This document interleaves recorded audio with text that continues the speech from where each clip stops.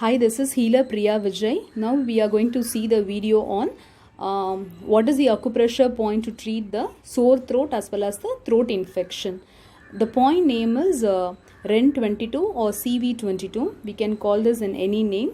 Okay, now it is located at the near the throat area. Let's see the point where it is located.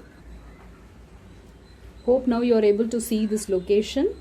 So this is where the REN22 exists.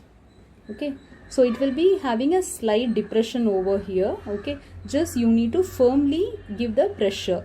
Okay, use your index finger of the right hand and give a gentle pressure here. Don't press it too much because it is the breathing pipe area going there. Okay, so just give a mild pressure. Okay, just press it for 1 to 2 minutes. You can do in either way. Just you can give a gentle pressure like this for 1 to 2 minutes, or you can do a clockwise rotation over this area. Whatever pressure you are giving, just ensure that is you are giving a mild pressure.